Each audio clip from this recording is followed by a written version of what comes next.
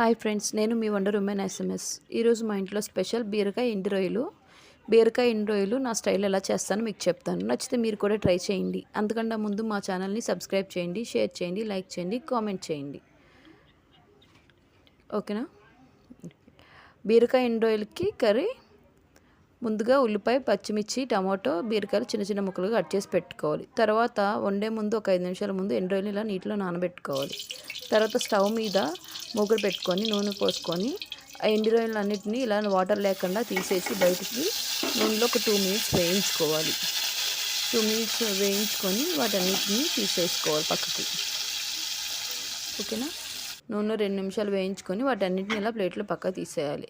అదే ఆయిల్లో మనం ముందుగా చిన్నగా కట్ చేసి పెట్టుకున్న ఆనియన్స్, పచ్చిమిర్చి అన్నీ వేసుకొని ఒక 5 ఉప్పు కూడా వేసుకుంటే తొందరగా మగ్గిపోతాయి. ఎప్పుడు మీకు చెప్తాను. అలానే ఉప్పు కూడా వేసుకుంటే తొందరగా మగ్గిపోతాయి. ఒక ఉల్లిపాయలు కలర్ చేంజ్ అయ్యే వరకు మగ్గబెట్టుకోవాలి.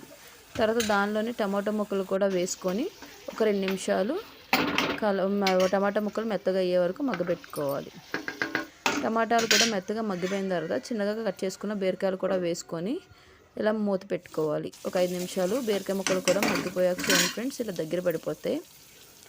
దానిలోనే కొంచెం పసుపు, కారం కూడా వేసుకొని రుచికి సరిపడా కారం కూడా వేసుకోండి. మేము కారం ఎక్కువ తింటాం కాబట్టి ఎక్కువ కారం వేసాను.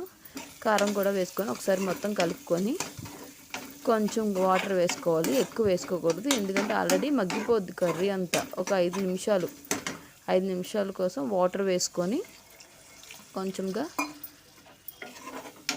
ఇలా కలుపుకోవాలి. ఉప్పు సరిపోయిందో చూసుకొని సరిపోతే మళ్ళీ వేసుకోండి.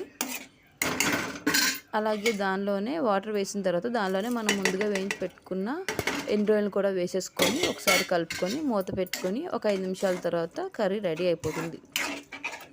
వాటర్ అంతా అబ్జర్వ్ అయిపోయి దగ్గరికి అయిపోతాయి. వాటర్ అంతా కర్రీ రెడీ అయిపోతుంది. ఆయిల్ పైకి తేలితే కర్రీ రెడీ అయిపోయినట్టే.